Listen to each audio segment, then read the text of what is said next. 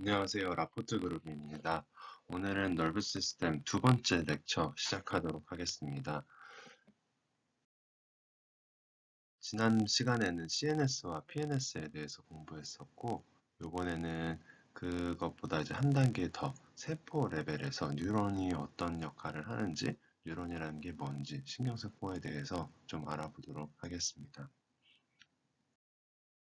지난번 렉처에서 다뤘던 CNS, PNS의 분류, 각각의 example에 대해서 한번 쭉 리뷰를 하시는 걸 다시 한번 추천드리고, 만약 안 하셨다면 지금 한번 리뷰하고 넘어가 주시면 감사하겠습니다. 지난 시간에 보셨던 것처럼 nervous system은 CNS와 PNS로 나뉘고 각각의 구성 성분이 여러 가지가 있는데 그 중에서 가장 베이직 빌딩 블록이 되는 게 뉴런, 신경세포가 되겠습니다. 오늘은 신경세포에 대해서 알아볼 거고요. 신경세포는 다음 여기 밑에 그림처럼 가장 크게는 소마와 덴드라이트로 나눌 수가 있습니다. 소마는 이제 셀 바디가 되겠고 여기 셀 바디 안에 뉴클리어스가 있고 덴드라이트는 이제 나무로 치면 가지와 같은 존재이고 그래서 dendritic tree라는 표현을 쓰기도 합니다. 그래서 branching extension that receive incoming messages and conduct messages toward the cell body. 그래서 외부에서 오는 외부에서 오는 자극 혹은 다른 신경세포로부터 메시지가 오는 거를 캡처해서 이제 뉴클리우스로 전달하는 역할이 되겠죠. 그리고 그 다음에 여기서 보시면 엑선이 있는데요. 엑선은 이제 소마로부터 메시지를 보내는 아까 덴드라이트는 받는 입장이었잖아요. 엑선은 메시지를 다른 곳으로 보내는 길이 되겠습니다. 여기서 보시면 엑선에 이렇게 빨갛게 소시지처럼 되어 있는 게 있는데 이런 걸 이제 마일린 시트라고 하고 이게 지방층이에요. 지방층이 이렇게 쌓여 있어서 이 파이버를 통해서 메시지를 더 빠르게 전달할 수 있도록 되어 있습니다. 그리고 여기 보시면 이 그림은 나와 있지 않은데 글리알셀이라고 이제 뉴런 옆에 붙어서 이제 서포팅 역할을 하는 영양분도 주고 그리고 프로텍션도 해주고 이제 뉴런끼리 잘 붙어 있을 수 있도록 글루 역할도 해주는 그런 세포도 있습니다. 자, 그래서 다른 그림으로 한번 또 보도록 할게요. 여기 가운데 소마, 뉴런의 셀 바디가 있고 뉴클리어스가 있고 덴드라이트는 소마로부터 이제 가지치기처럼 쭉 되어 있고 엑선은 하나의 큰 줄기로 되어 있고 엑선을 감싸고 있는 마일린이 있는데 여기는 나와 있지는 않지만 여기서 보시면은 파란색과 빨간색이 글리알셀이고 CNS냐 PNS냐에 따라서 에스트로사이트과 올리고덴드로사이트라는 이름을 갖게 됩니다. 엑선 끝부분에 보면 엑선 터미널이라고 해서 한 줄기 쭉 오다가 끝에서 이제 브랜칭이 되어 있고 이 부분에서 이제 신호 전달 물질을 서로 주고받고 하는 창구가 되겠습니다. 그래서 방금 말씀드린 것처럼 터미널 버튼, 엑선의 터미널에는 이렇게 이제 신호를 주고받을 수 있는 그런 공간이 있고 여기서 보시면 다른 뉴런과 이제 접점이 있고 이런 부분을 시냅스라고 합니다. 시냅스는 이제 그 공간이라는 뜻인데 다른 하나의 뉴런과 다른 뉴런이 맞대어 있는 그런 공간을 시냅스라고 할 수 있습니다. 그래서 이런 시냅스를 통해서 뉴로트랜스미터라는 케미컬을 서로 주고받게 됩니다. 자, 그래서 세 가지 종류의 뉴런이 있어요. 센서리 뉴런이 있고, 인터 뉴런이 있고, 모터 뉴런이 있는데, 센서리 뉴런은 에이퍼런트 뉴런이라고 하고, 뉴런이 센서리 리셉터를 통해서 그 PNS를 통해서 브레인과 스파이널 코드로 센서리 인포메이션을 전달하는 저희 손끝에서 머리까지 가는 그런 역할이 되겠고, 모터 뉴런 같은 경우는 브레인에서부터 이제 손끝, 발끝까지 가는 이퍼런트 뉴런이 되겠습니다. 인터뉴런은 센서리와 모터 뉴런을 융합시키는 그 인터는 주로 우리가 뭔가 연결하는 중간에 이런 뜻이잖아요. 센서리와 모터의 중간 역할을 한다. 연결고리가 된다. 이렇게 하시면 될 것 같습니다. 다음은 뉴런이 이제 서로 커뮤니케이션 한다고 했고, 제가 아까 시냅스에 대해서도 말씀드렸잖아요. 그래서 어떻게 커뮤니케이션이 이루어지는지 설명드리도록 하겠습니다. 여기가 보면 이 노란색 부분이 이제 엑손의 터미널이 되겠고, 엑손 터미널에서 이렇게 시냅틱 베시클이라고 해서 이 베시클 안에 여러 가지 케미컬, 뉴로 트랜스미터를 담아서 이렇게 포장을 해가지고 이 시냅틱 클레프트, 시냅스를 통해서 다른 뉴런의 덴드라이트에 이렇게 전달을 하게 됩니다. 근데 이렇게 전달을 하는 과정에서 뉴런에서, 그러니까 nervous system에서 가장 중요한 컨셉이 all or nothing response인데, 이게 무슨 말이냐면 저희가 이런 거예요. 불을 켜고 싶다. 그러면 스위치를 키면 되죠. 스위치를 키면 불이 들어오고 스위치를 끄면 불이 꺼지는데, 물론 요즘은 좀 반등 뭐 이런 것도 있긴 한데 대부분의 그냥 저희는 스위치를 눌러야지만 불이 켜지고 끄면 불이 꺼진다. 이런 전제 하에서 뉴런도 마찬가지예요. 중간이 없어요. 스위치를 반만 킨다 이런 건 없고 불이 반만 켜진다 이런 개념이 없듯이 특정 그 threshold를 지나면 이제 액션 포텐셜이라고 해서 전기 신호가 발생을 하고, 이 전기 신호가 발생하면 이러한 일련의 과정을 통해서 다음 뉴런에 적절한 리스폰스를 보내게 되는 겁니다. 그래서 all or nothing response를 통해서 액션 포텐셜이 쭉 연계되고 액션 포텐셜이 전달이 되면 이런 뉴로 트랜스미터의 트랜스미션이 일어난다. 이렇게 알고 계십니다.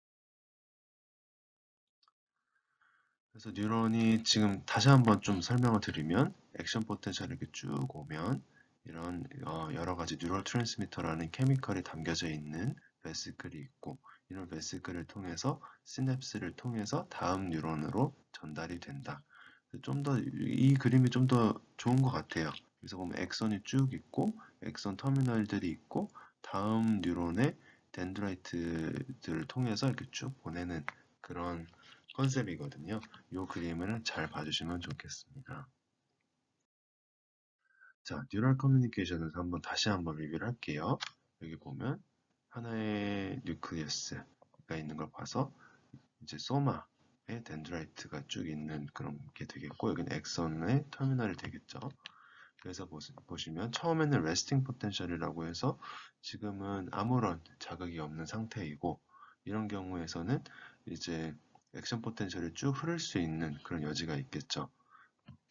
이때 레스팅 포텐셜일 때는 네게티브리 차지 되어 있다. 이 부분은 다른 과목에서 배우시면 될 것 같고, 액션 포텐셜이라는 거는 일렉트리컬 차지인데 액선을 통해서 쭉 스티뮬레이션이 되면 쭉 연계되는 과정입니다.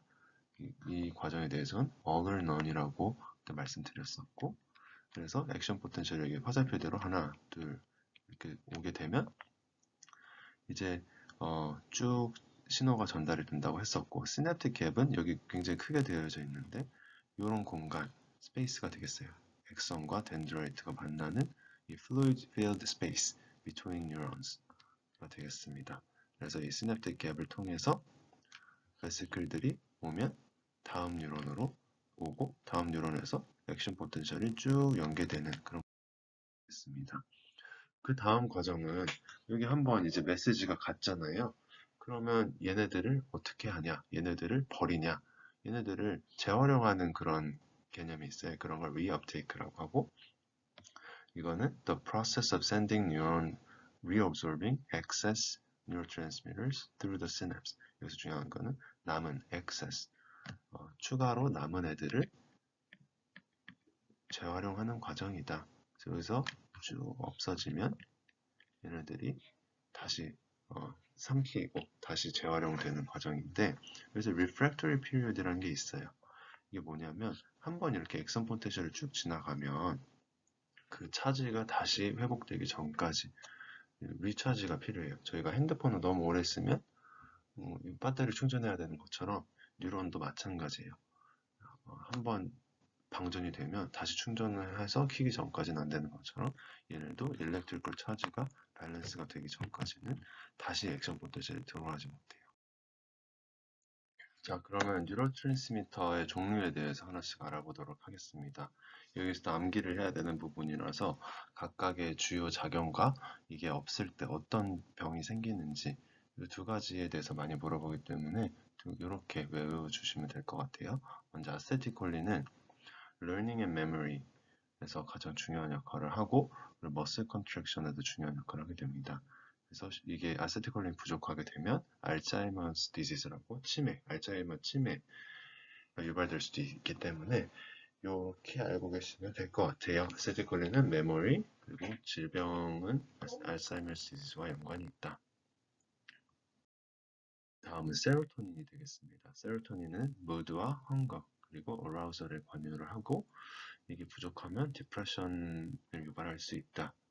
도파민 같은 경우는 무브먼트와 어텐션, 이모션에 중요한 역할을 하고 너무 많을 경우에는 스키조프레니아라고 조현병을 발생할 수도 있고 너무 적을 경우에는 파킨슨스 디지즈가 유발될 수 있습니다.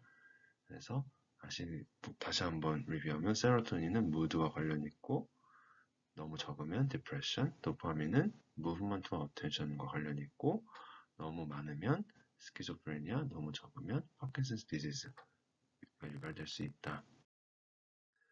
그리고 노랄피네프린은 alertness와 arousal을 담당하게 되고 fight or flight, 지난 시간에 배웠던 것처럼 fight or flight 액션에서 굉장히 중요한 역할을 하게 되고 너무 많으면 bipolar, 너무 적으면 depression을 마찬가지로 유발할 수 있게 됩니다. 엔돌핀은 morphine within이라고 불리기도 하는데 이제 페인 컨트롤과 플레저를 담당하게 되고 제가 운동하고 나면 기분 좋을 때 있잖아요.